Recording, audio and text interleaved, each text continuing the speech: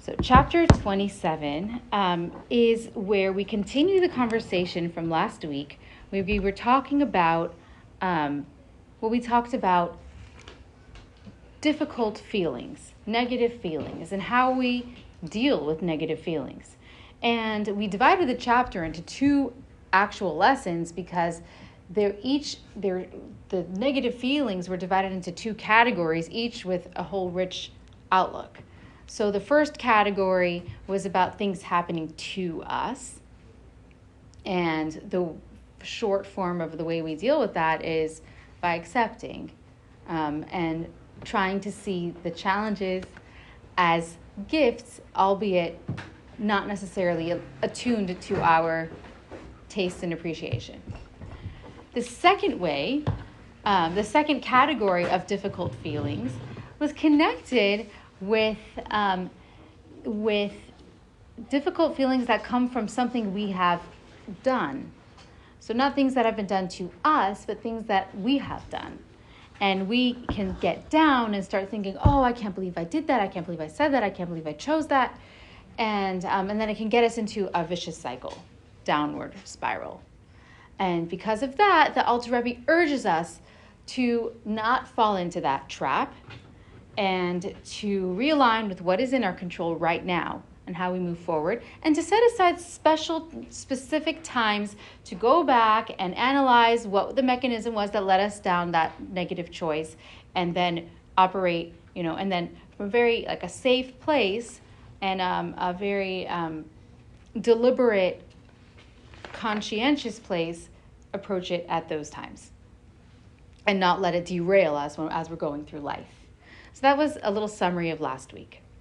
This week, in chapter 27, we're talking about what happens, more difficult feelings, but this time, difficult feelings that come from not something that we did, but something that we feel like doing. So what is this? It's basically the difference between guilt and shame. Guilt is about something I've done, and we need to be very careful not to let that guilt derail us, but we do deal with it. Because like we said last week, we don't want to be sociopathic. We don't want to not care about mistakes we've made and how we've hurt others. We do want to care and change and improve ourselves, but we also want to make sure that doesn't derail us, right? But now with shame. Shame is about who I am. I'm the kind of person that wants to do that. I'm the kind of person that had that thought. I must be so terrible. I must be so negative. And imagine how much more of a vicious cycle that creates, right? So doesn't take a genius to know that shame is uninvited. But the way the Alter Rebbe urges us out of the shame cycle isn't just by telling us, don't have shame, or don't be shamed. Shame is bad, right? Because then you're just like, oh, now I'm feeling shame, then I'm feeling shame, right? It's more like uplifting, right? We can actually flip the narrative from being, oh my God, I'm the kind of person that thinks that, to, wow, look what just happened. We can look at those leaning towards whatever it is negative, whether it's impulsivity or a negative choice, whatever that is, that desire that we just had, that urge that we just had, those are opportunities. Now, if we were having a guilt conversation that you did and went ahead and did it, that would be, we can repair that, we can do that. But in this case, you didn't even do it. Like, you had the urge to say it, and you didn't say it. Look what you've done. You've just controlled yourself. You've just exercised self-control. That's amazing. But it's not just amazing, like let's talk about how amazing. Let's get into the Kabbalah of it. So, on the very first chapter, thank you, Tamar, for helping me highlight all the things. I'm really excited about having that ready for us. So I'll start from a bit further up, right in the beginning of the chapter. If, however, his sadness does not stem from anxiety over sins that he has committed, but from the fact that sinful thoughts and desires enters his mind, skipping over to the highlighting, then he should, on the contrary, be happy with his lot. Be happy with his lot. That's in Hebrew. It's actually it's a virtue. Ezehu Ashir. It's from the Ethics of Our Fathers, Pirkei Avot. Ezehu Ashir hasamech v'chalko, is happy with his lot. What is this lot? And you can turn the page. This lot is the lot of being on the Beinoni path. Because in life, there are two different lots. There's two different paths. The path of the righteous and the path of the Beinoni. The path of the righteous, that path wouldn't have a sinful thought. They wouldn't have an urge, and they wouldn't have a tendency or a propensity or even a taste for anything other than God. That's their lot. And and the Alter Rebbe goes on in the second page, if you want to read it later. And if you want to now start getting depressed that you are feeling these negative thoughts, what you're basically saying is, I'm depressed that I'm not a tzaddik. It's delusional. You're not going to be a tzaddik. But when you shift the perspective, you're happy with your lot. You're happy with your path in life. My path in life is to be on the Beinoni path. What is that path? The struggle bus. That's what it is. It boils down to challenge. And when you are feeling an urge or you want to say something or whatever, that is, I was going to say, she's flew out of my mind. Thank you. Every day. I know, To right? all of us. Even the young You're a people. Beinoni. Even the young ones. Oh, Yeah. I thought I was getting old. She's a regular human being. That's right. I'm on the struggle bus. So even when we have that that tendency that comes up in us, we're basically that's what I was going to say. So we are experiencing being alive. We're experiencing being alive because that's our life. Our life is part and parcel with struggling.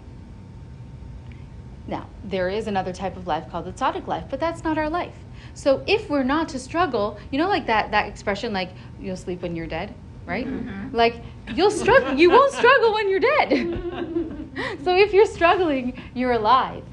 And if you're alive, it means that God sees you as the person and the thing that is going to trigger a mechanism that's going to go all the way up to the highest spiritual levels when you overcome your minute struggle. So he sees you as worthy of enacting this chain reaction with your struggle. So, wow, when you have that, oh my God, I just had an urge and I just didn't do it, you get to rejoice. Number one, you're alive. You're being trusted by Moda ani lefanecha. God, I thank you for entrusting me with my soul, right? You're alive. You're trusted with this journey, with this struggle, with this mission. And then you just accomplished it because this is not a guilt conversation, right? You didn't do it. So you just succeeded? What did you just accomplish? Now let's go through that in a little bit of Kabbalah. We have mentioned this before. We're on the third page already. It's called Iskafia. I'm saying it in the Ashkenazi because it doesn't sound right in the Sephardi. In the Sephardi, it's Itkafia. But Iskafia. How do they say it in Hebrew? In Israel? You say it like that? Goodness, it's so not familiar to me to say it that way. So Iskafia. Iskafia. I have mentioned it before.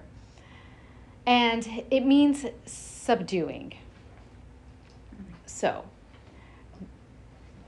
I'm going to come back to the subduing in a minute, but I'm going to jump to another Kabbalistic concept, which is the arousal from below, arousal from above. Right? We mentioned that. Is that ringing a bell? Right? So it's highlighted. Isarusa de la Ela, Isarusa de la Zata. This is the Aramaic that we mentioned last time. Ela, like El Al, arousal from above, and dilatata, which is below. So when we do this overcoming struggles below, we trigger a chain reaction that causes the sitra achra, the other side, right? The concealment, all that God created as a construct, we're causing these more spiritual manifestations of this struggle to also have a victory. Now, I don't know what that means, right? I've tried. I'm like, okay, what is that to me? Maybe one day I'll be able to visualize that. But right now, I'll be honest and say I can't. But I think it's cool. To the fact that I think you said once that all humans have their soul here, but a part of it is upstairs. 100%. Is above. 100%. This part above will benefit from. It's not only our soul. It's more than that. It's global. It's micro, macro. Okay. So when we overcome struggle in our little micro, we are setting off a chain reaction, which means until it's like this huge like resonance of overcome is overcome. So it's like that ripple effect where it becomes this very wider idea of overcome. It's like the energy of overcome. It's the energy of the spiritual dominating the concealment aspect of creation. So, therefore, right, one should not feel depressed or very troubled at heart, even if he is to be engaged all his days in this conflict, because he will. Well, I mean, granted, we may not struggle with the same thing our whole life. We may struggle, we may overcome one struggle and it's like kind of a dormant volcano and we've kind of, moved on from there. And then it's the next active volcano that we're trying to, work with. But to be a Beinoni is to always have something we are struggling with. Always. The last line on the third page, for perhaps this is what he was created for. And this is the service that is demanded of him, to subdue the Sitra Achra constantly. When we're like, oh my goodness, I can't believe I'm the kind of person that had that thought. Wait a minute, no. Of course you're the kind of person that had that thought. Of course you are. And that's part of being alive. That's part of your mission. And you just didn't dwell on that thought. You didn't invite it in for a drink. You have just accomplished the subduing of the Sitra Achra in your private body and in your lifetime, but also in a more macro cosmic sense. So, yeah, go ahead. Sorry, can you explain a little bit more? What is the concept of Sitra Achra?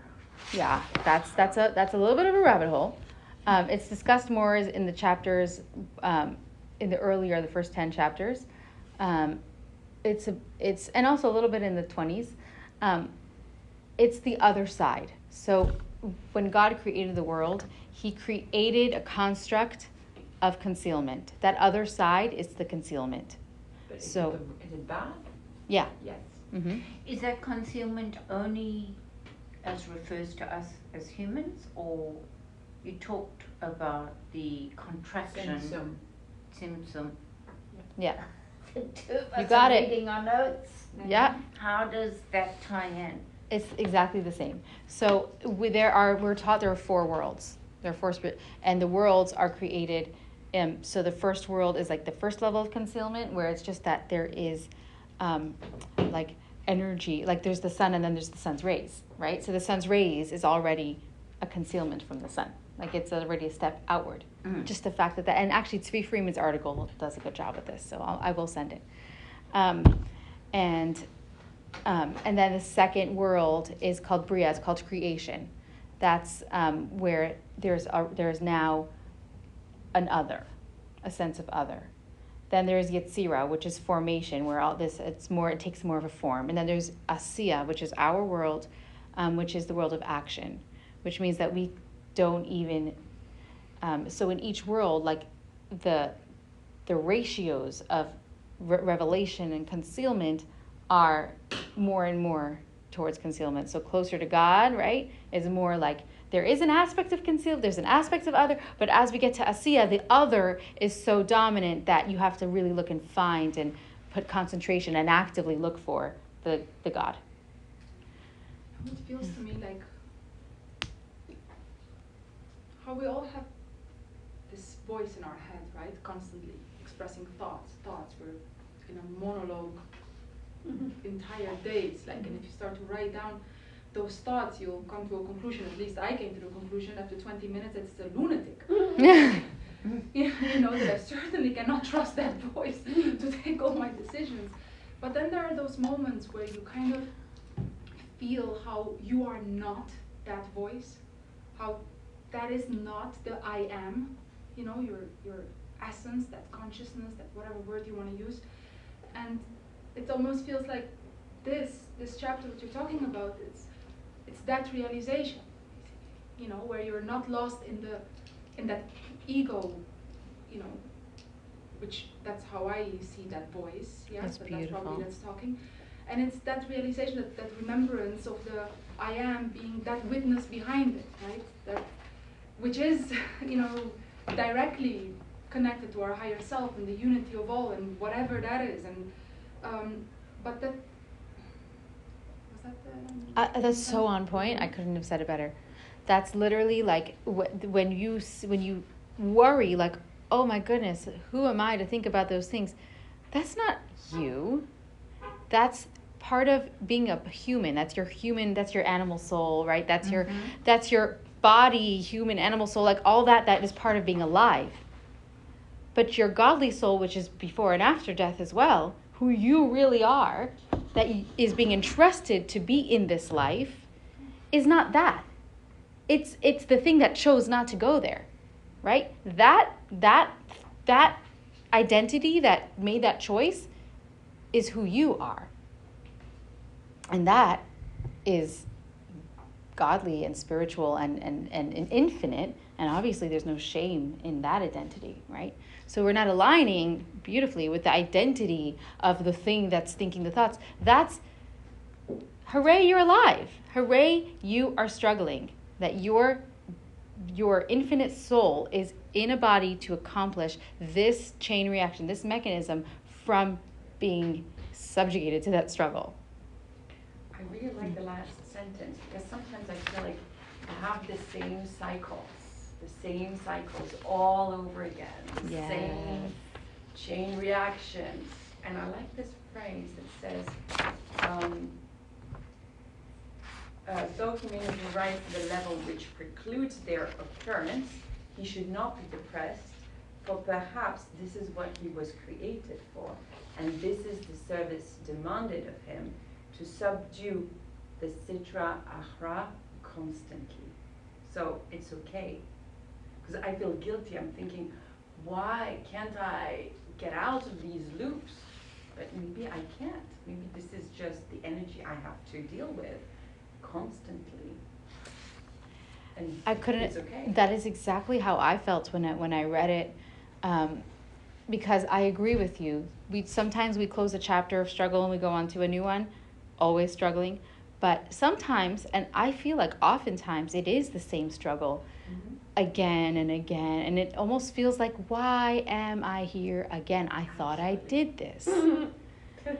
And it was, for me, hugely comforting when I read, for perhaps this is what he was created for. I feel like it's so, it was like straight to my heart. Like maybe it feels like truth. Like, yes, because otherwise, like, why would it be? Like, it feels like I'm always led back to that same struggle, the same flavor.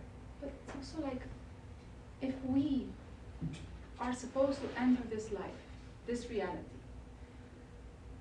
and we would remember, we would know our true essence, nothing would matter, right? We would not be able to live this existence to the magnitude that existence can be lived.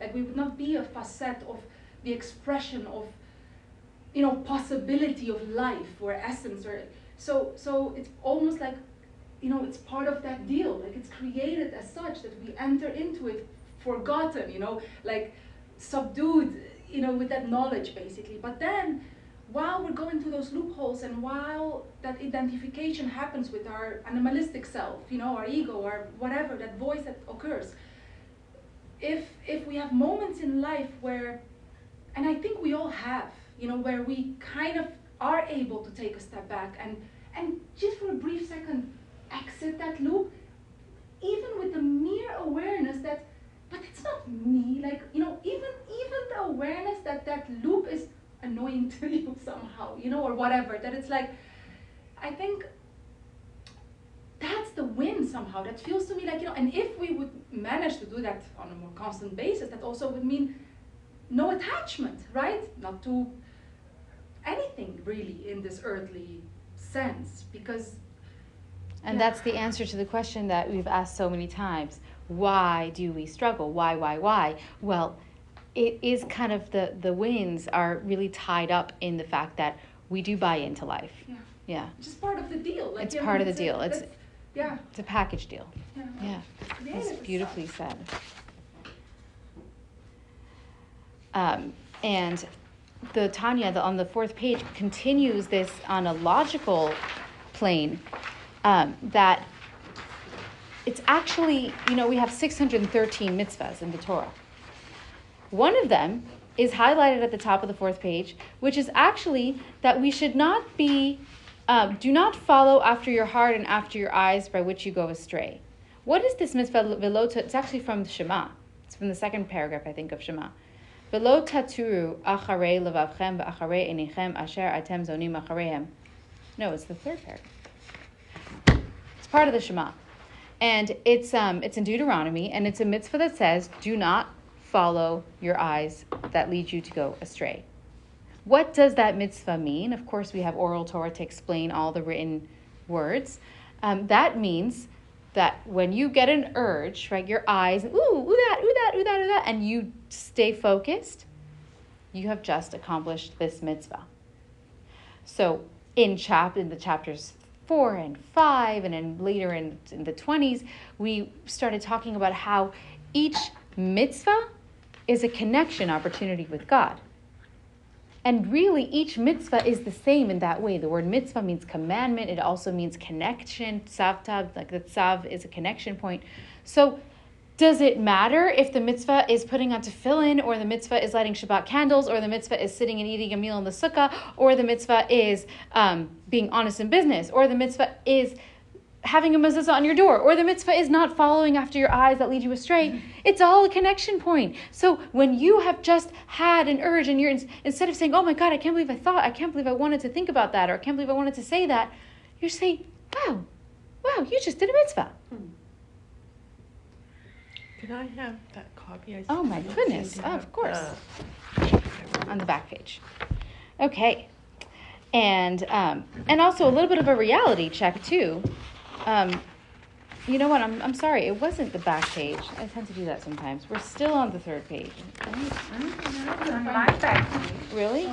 Oh, I thought it was back because it was folded, but it's here. Hence, is that what you're looking for? No, actually, I'm on the 2nd page. By averting his mind, he fulfills the injunction, you shall not follow after your heart and after your eyes by which you go astray. It's the 2nd page. So, like, most of us probably didn't even know that was a mitzvah. Like, Yeah. I didn't know that was one of the 613. You know, there's 613. There's a lot of mitzvahs to know. Right. Right? I mean, there's the famous ones like tzedakah and Shabbat, but like there are many mitzvahs. And a lot of them actually we're not able to accomplish today in its practical sense because they have related to the temple and related to a lot of, the way it was at those times. Which is actually one of the things we look forward to with the Messianic era is literally just being able to perform all the mitzvahs. But Rachaleah, I've told you before, is in this project where every year from 4th grade until 8th grade, she's going to be studying a 5th of all the 613 mitzvahs, so that in the 5 years, she'll have studied all of them. And they're using Maimonides' work on the mitzvahs as a guide. and she gets Exciting. tested, and she has a test this Monday, and the kids that qualify get to compete nationally. It's very cool. It's a big deal. It's multi like it's lots of kids participating. It's like a spelling bee. So it's like it's a deal to study all the mitzvahs. But and also wants to give us a little bit of a reality check in the next highlighting on the same page. If you are going to get into a sadness loop about this, be real and realize that that's actually an ego-based sadness. Who do you think you are? That you're sad that you're not a tzaddik? Really? Really? Like, get realistic. Where is that? It says, on the contrary, sadness. yes, such sadness is due to conceit, for if he does not know his place, that is why he is distressed, because he has not attained the level of tzaddik, to whom such foolish thoughts surely do not occur, right? But if you were to recognize his station, that he is very far from the rank of tzaddik, and would that he be a Beinoni and not a Rasha for even a single moment throughout his life, that is his goal, to be a Beinoni, and not to be a Rasha, and not to have any mistakes, to do more of what he just did now. That's the goal. Every time you overcome a temptation, an urge, a trigger, then you are becoming a Beinoni for that moment. That's your goal. More and more of that is your goal. Okay. Sorry, I just wanted to add something.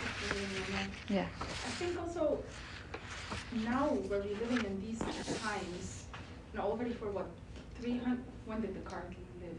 300 years ago, 16th century, 17th century, where he famously said, I think, therefore I am. Yes, and that has influenced so much, the modern philosophy, basically. Yes. And I think that's really kind of where we went wrong, in a sense. Because, this is not an original thought, it's not that I'm, the one being smarter than Descartes, like I've read this somewhere, let me please clarify. But I feel it now, it's like, because we constantly think, he equated that with being. He limited our essence to thinking, practically, which would mean that also the moment you stop thinking, you no longer are, right? And I want to use the word memory, like the remembrance that you are. Yes, And I agree you with think. you. Like you somehow. I just wonder. seems very related to me.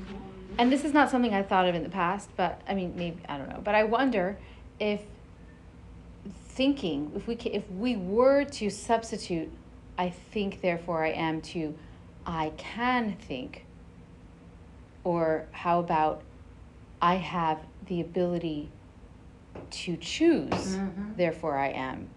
In other words, Or whatever. in other words, we are. I think it's just. I am. Yeah, I am, therefore I think. Therefore I think. Yeah, but do You know, babies think It's Yes, all the time, yes. constantly? When but they don't think like we do. They don't have the memory that we No, do. but they're conscious. But does that mean Yeah. that they're thinking? Yes, Or are they the just same existing? with the person with Alzheimer's. The person with Alzheimer's who's not thinking like we are able to think, assuming we. But what is that thinking, first of all? How Yeah, I think we need to It's still define human. thoughts. It's still human. Yes. So that is where I'm going with that, actually, is I think, therefore I am. Maybe it is the ability to think, therefore I am a human. So adding both of those caveats to it, maybe we can apply, but I understand what you're saying. You're saying, if I understand you correctly, and I agree, is that our thoughts are our identity is wrong, right? That's Because not we who get you to are. choose our thoughts.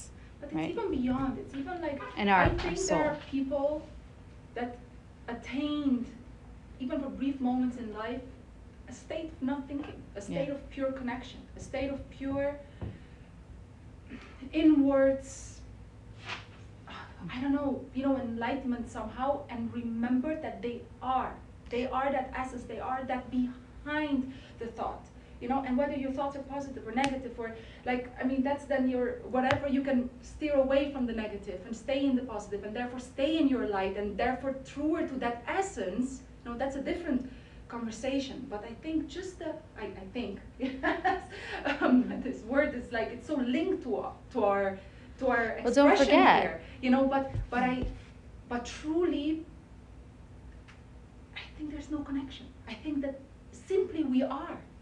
You know, I mean, I cannot even express myself without including the I think. So that's how limited, you know, like, I clearly am. But remember in Tanya, actually, to support what you're saying, there's the soul, right? Our soul has 3 intellectual abilities, 7 emotional, and then we have our thought, speech, and action. The thought is a garment of the soul. The soul is not thinking. That's the way the soul expresses itself. The soul's wisdom and understanding and knowledge is not the same as thinking. can't be. Right? And Or else I we think couldn't that's be what you're aware. expressing. Yeah, I mean, you know, it's simply like how, who is there behind these thoughts, aware of these thoughts? And that's why I was hoping to try to amend the statement to fit the Tanya of being, I can think. In other words, I have the intellectual, I have the wisdom, understanding, knowledge. The soul capacity for wisdom is different than the action of thinking. I think And the parade of thoughts that come through our head. That is not our soul's wisdom. That's thought. That's thinking. Yeah. I think you have to include all tenses, like a baby will be able to think, or an old person who can no longer think. I Able to think. I thought, therefore I am. And even somebody with Lou Gehrig's disease, right, who cannot necessarily express themselves, still has the power of thought. Even a baby, even somebody with a mentally retarded person, I say that with respect, who cannot think the way a neurotypical person can think, still is human. They still have the power of wisdom and the power of understanding and the power of knowledge. Those are soul powers that are more connected to our identity than the action of thinking. So that's a long conversation. We talked about it a little bit in chapter 3. I'd like to take this, the Tanya takes this conversation from, I mentioned before, Iskafia. Iskafia is subduing, okay? So there are 2 paths, right? We mentioned the path of the tzaddik and the path of the Beinoni. The path of the tzaddik is the path of ishapcha, from the word hafech. Can you spell that in English? Yes, sure. I-S, according to Ashkenazis, H-A-P-C-H-A, ishapcha. And from the root word of like lahafoch, to turn over, right? So they're transformational. The tzaddiks can transform. They can. What they're doing is they are. In the earlier chapters we learned that they transform their animal soul to a godly soul. They don't have urges. They're just fully single-minded. So they've transformed. The Beinoni's path is the Iskafia path. That's the subduing path. That's the putting the animal in their place path. The Iskafia. Iskafia. Mm-hmm. And there's a lot of Chassidus and Kabbalah on the advantages of each one. Because guess what? Neither one of them is better than the other one. And I say that fully. Like, there are many advantages of the Beinoni path over the righteous path. So much so that in a page that I regret that I didn't print out of the Tanya, it quotes from the story of Isaac giving Jacob and Esau the blessings. You know the story where he had the twin boys and Esau wanted the blessing. Esau was the older one, and long story short, Jacob received the blessings he was meant to receive, and even though he was the younger one, that's a great story. But in the story, Isaac says to Esav, prepare for me delicacies. Asuli matamim, make for me matamim, delicacies. Now,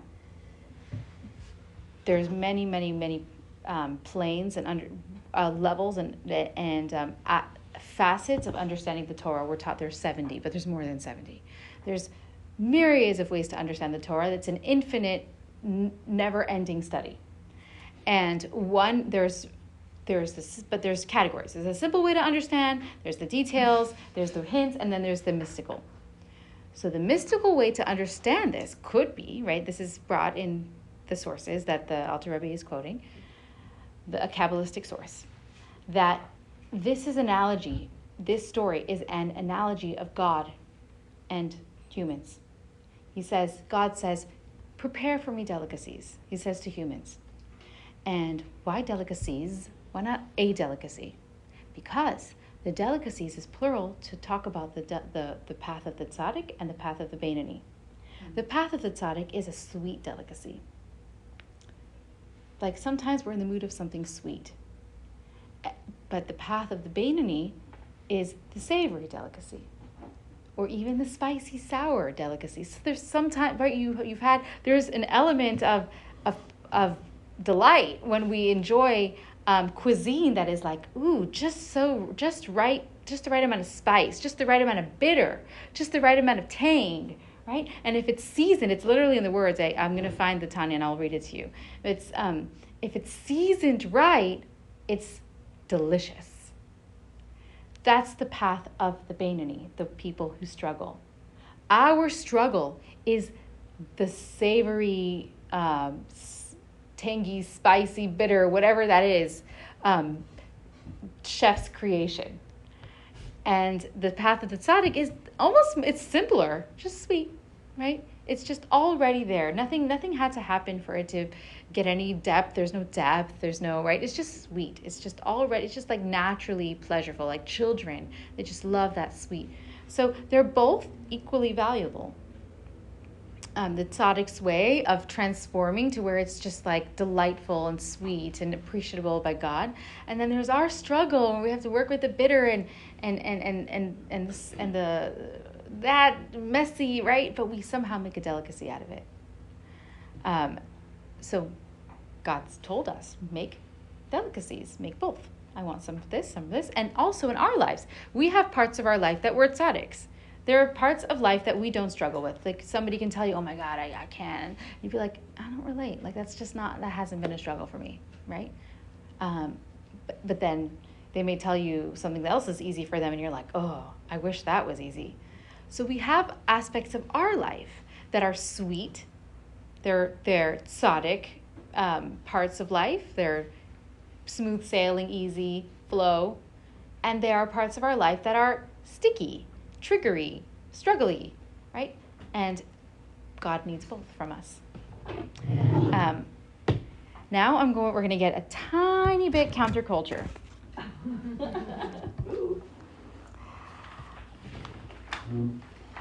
Iskafia is about self-control, right?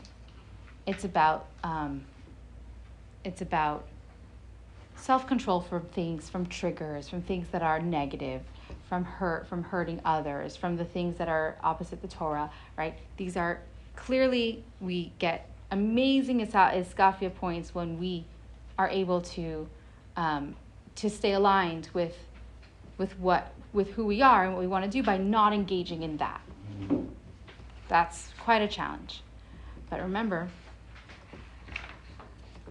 our neshama, our soul has a transcendent ability. So there's actually another element that is strivable, and we can challenge ourselves even further. And this is the idea of kadesh atzmecha bemutar lach, sanctifying yourself from what you are allowed to do. In other words, the struggle between good and evil is part of our life and a challenge. But we can also challenge ourselves and go to the extra credit department where we can do struggling between good and better. So it's counterculture because a lot of, it's very popular, like it's very much in our culture to say like, if it's not hurting anybody, then what's wrong, right? or if you can, if you can, why not? Like, if you have the wealth, why not? Like, if you do, like, if it's not hurting anybody, just go for it. Just enjoy. But actually, the Tanya is opening our eyes to possibly exercising, and I say the word exercising deliberately, self-control in matters that are harmless or extra or luxury. Exercising self-control in matters of luxury. So, what is this about?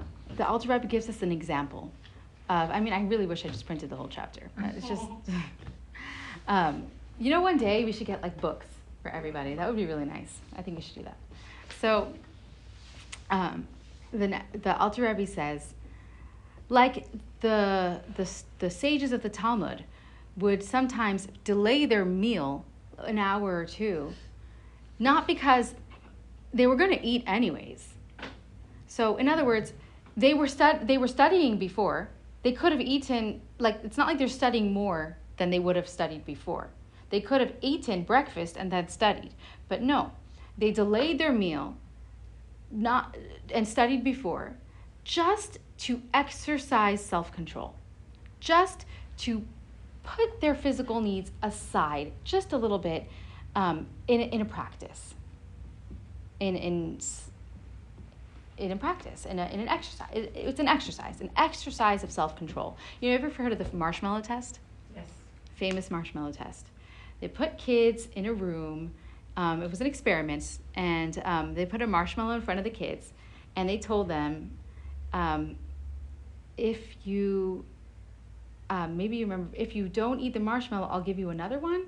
Like, if there was 5, how did it go? So the story is, they put 3-year-olds, you have to be 3 and not more, so really 3-year-olds to test their will.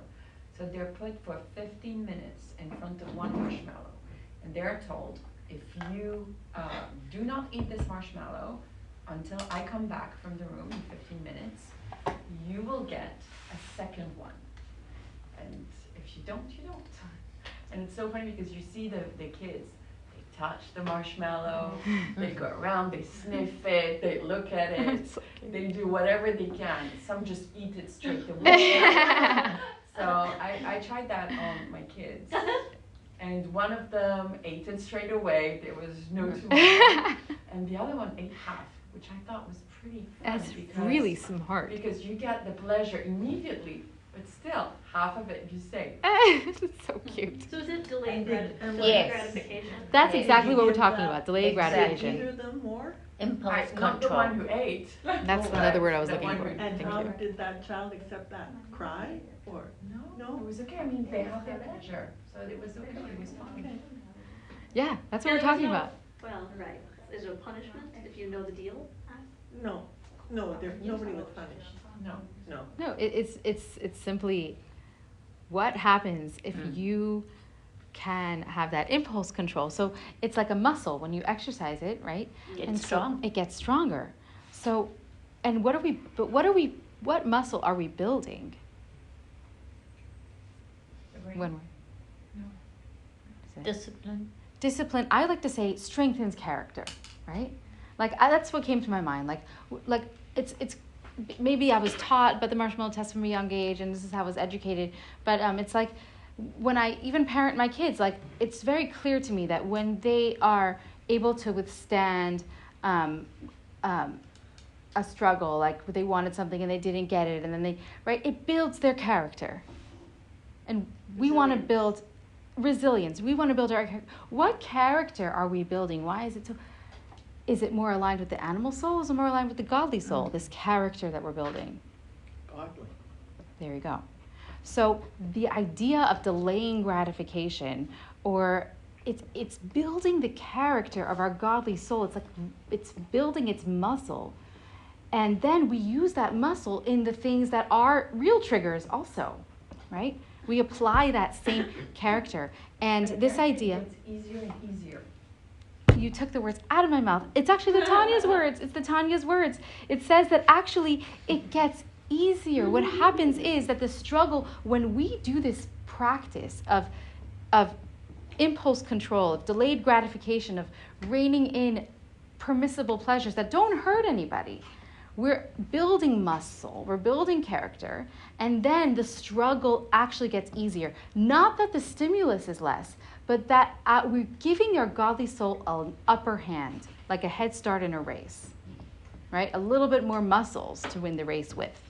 And this is so it's already been like adapted in culture, because the Tanya is already 300 years old. So we've had time to build like Hasidic culture of how we educate kids. These the books, Midos Man, the Yetzer Hara gets, you build, the Yetzer Hara wants them to, get angry. And this one is, learning to share. Like there's all this media. There used to be, I grew up with this, the spy. He was a spy that couldn't say S, so everything was sh.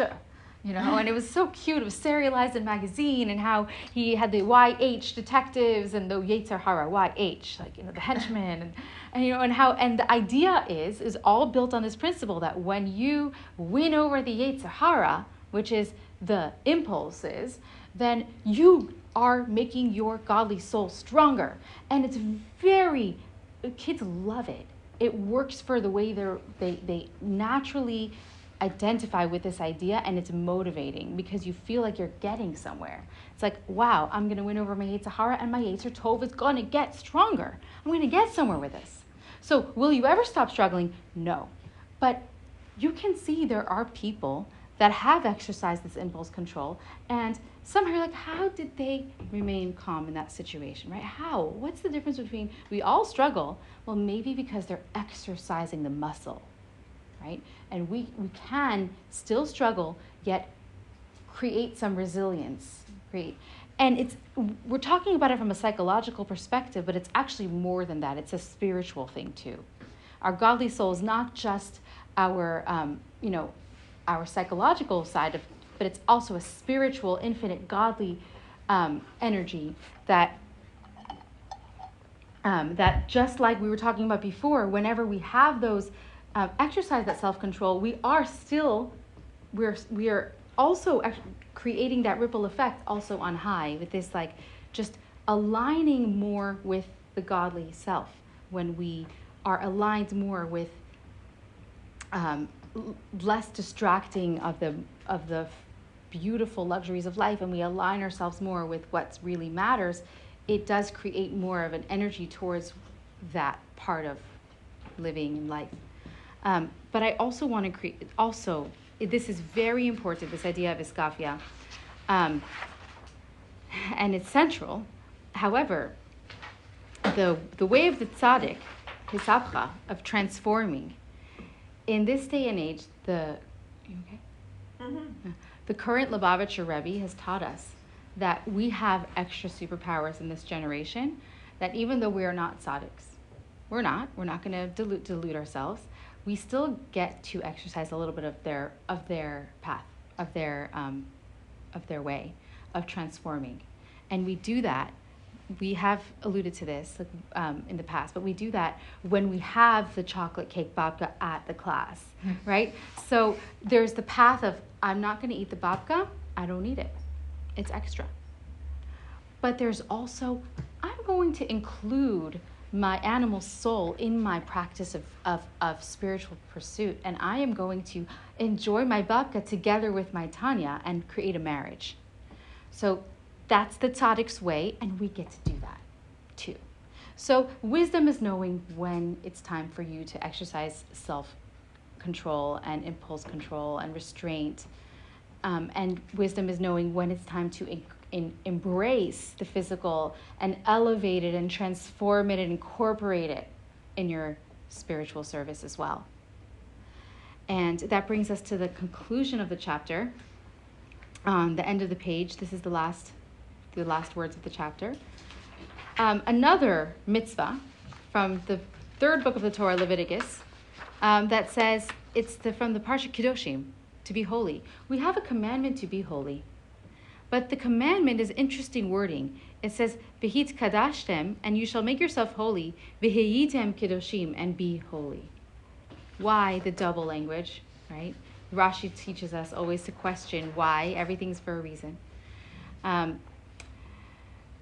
Because when we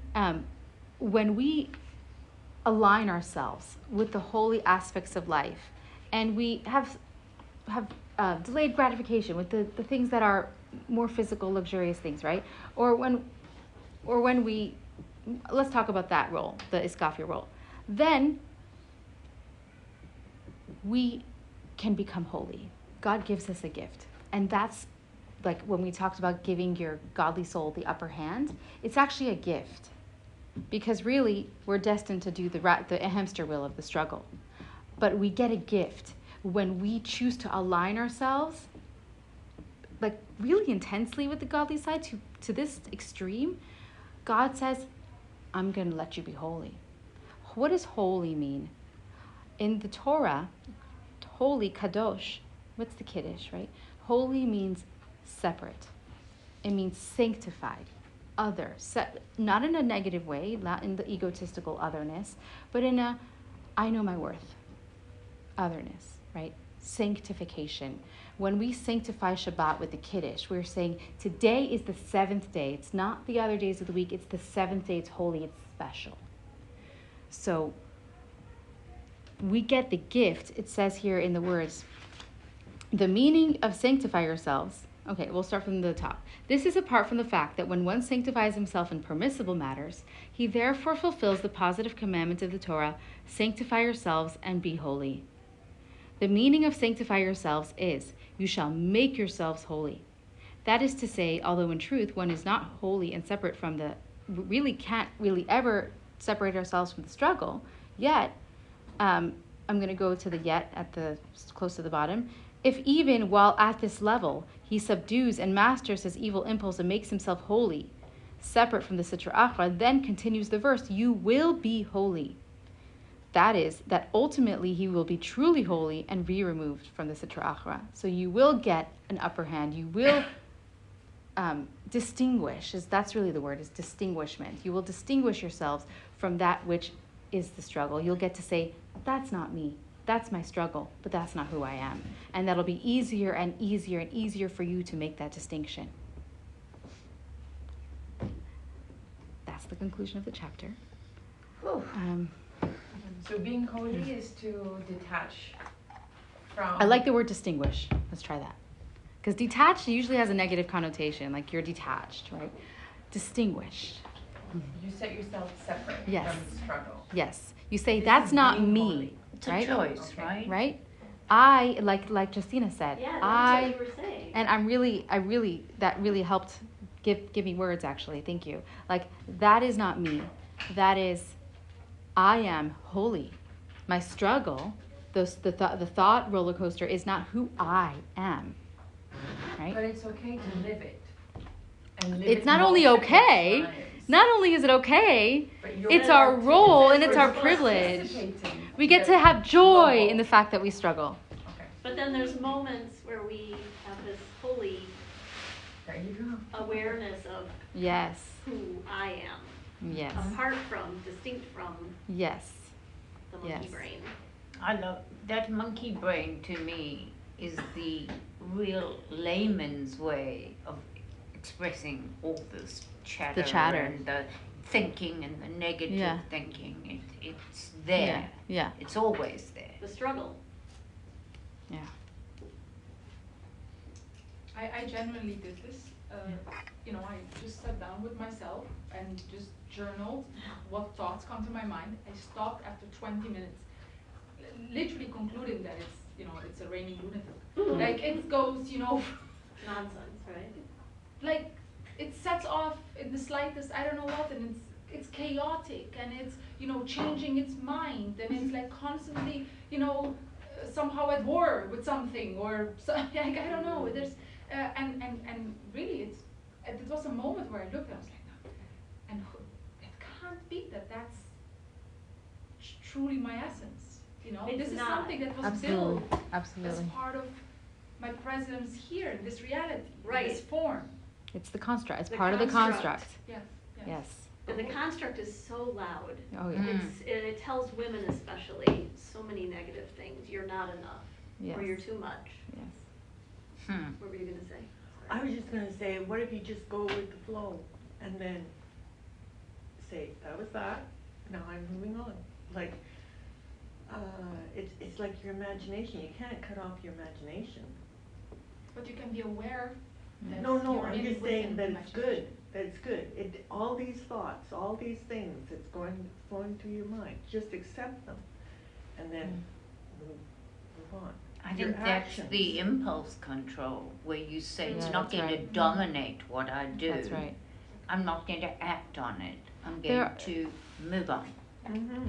There are times I think that it's called for to say, shut up, Right. right? Enough. But there are times where the path is to let it go through you and not identify with, not say that's who I am or that's true. I just taught Mendel, I'm sorry, I used his name, I should say not, my children. I, like, by the way, like, just, I see you're thinking a lot of thoughts. It doesn't mean that they're going to come true. You're just having worries, right? Mhm. It's just like, if somebody told me that when I was this age, because I was a worrier, Me too. right? Like, that would have been, like, liberating. Like, I felt like it's my duty to worry, right? Like, right? Like, they might help. It's like, by the way, it might not come And true. It what's probably so won't. scary is at that young age, you don't have the equipment, the power to realize it's okay to have these thoughts. Mhm. It's normal. The best thing you can tell any kid is you're normal. Yeah. Because they're all so worried about being different and why am I traumatized? Yeah. Why am I having these thoughts? Yeah. It's okay. Yeah. Yeah. We have the gift of wisdom that we get through living life, but it's causing me to look at children with more compassion and say, wow, like, they don't really know what's up. Like, what is, like, they're experiencing what we experience. They don't know how to navigate it yet. How lucky they are to have a generation of parents, Yeah. you, Mm-hmm. that are actually trying to make it easier in that sense, not Tools. to suffer that Yeah, way. giving them some Yeah. tools, the tools that we discovered, like, Yes. hey, by the way, something I figured out. Yeah. Now, it's up to you. I mean, we kind of created our own meditation, but if you want, I don't want to hold it back. I love it. Okay. Mhm. I love it. All right, here we go. Let's have a meditation. Let's close our eyes.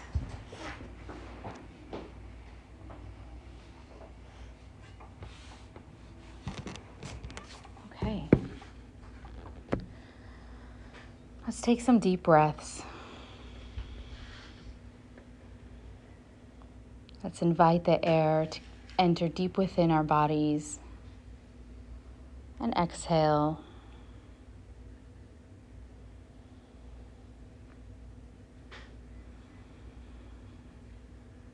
Let the breath take up as much space as it wants to, and then exhale. And in the next breath, encourage your breath to take up even more space.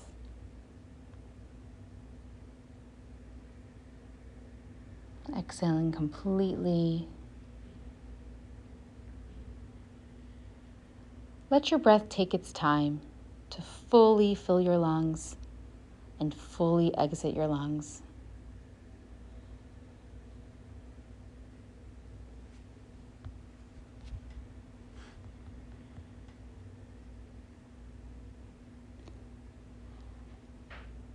As you breathe deeply, start to feel yourself present. Feel your presence where you are in your body.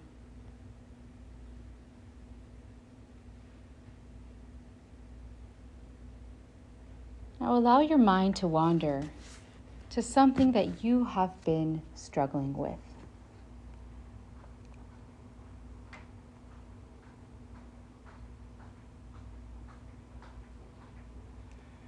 Start to observe the feelings that come up when you think about this struggle.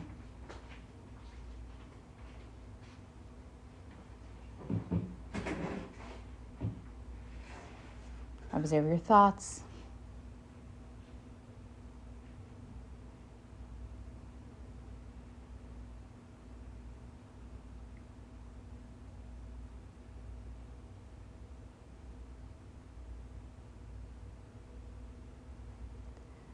Now, allow yourself to think about a moment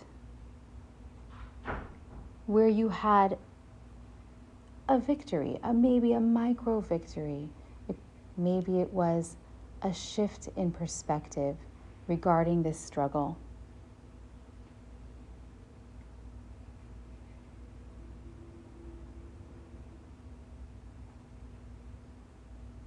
Notice the feelings that come up. When you think of the struggle, and when you think of a time that you were able to identify with your power.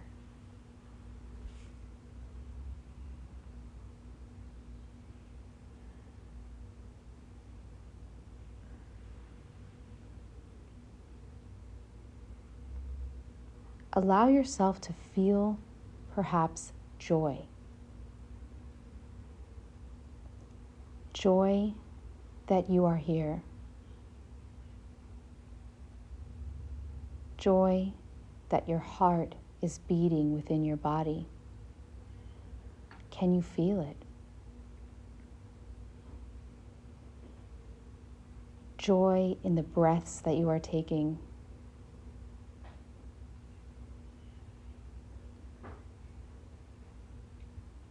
Joy in the sensations you are feeling.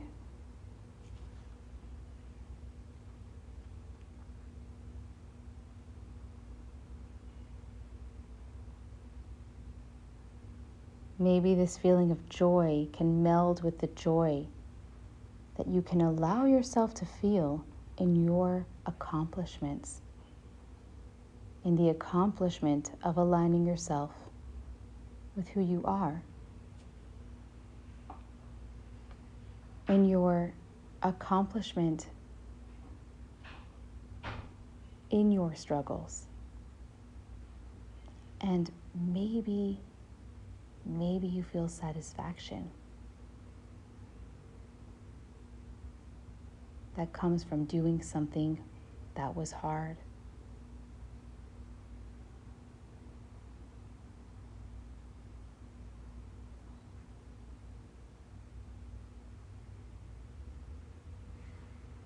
And now,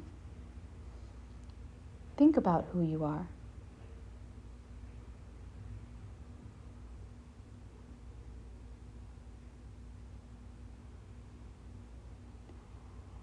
And maybe think the thought that Hashem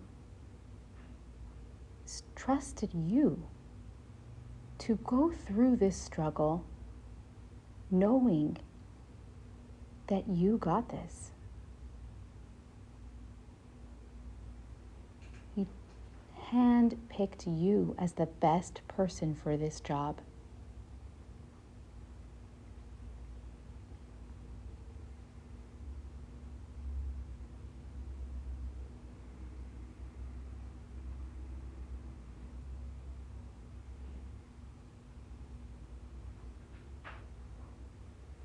For a good reason. Because you are. And you know that you are. Your deep self knows the truth of your power and your personality and your essence.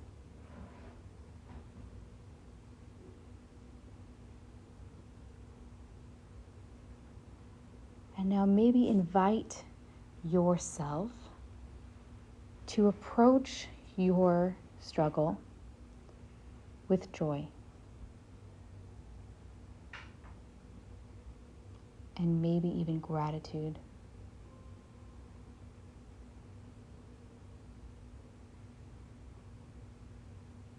Pay attention to feelings.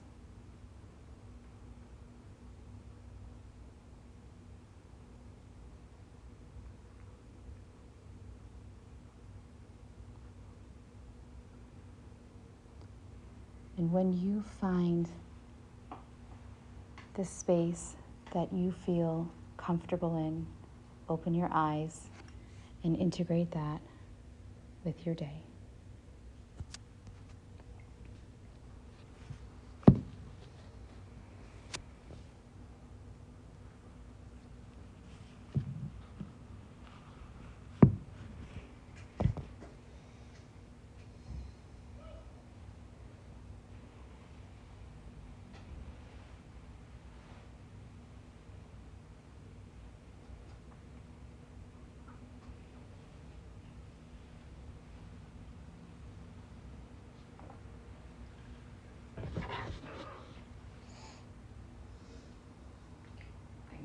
Do we feel joy?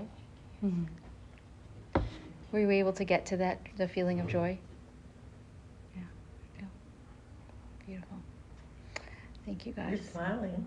Well, it's hard to have gratitude for it. Yeah. Okay, that was an extra. I threw it in there. Maybe gratitude. Well, gratitude that. Like an opportunity. Yes. Yeah. Yes. But But it's not always,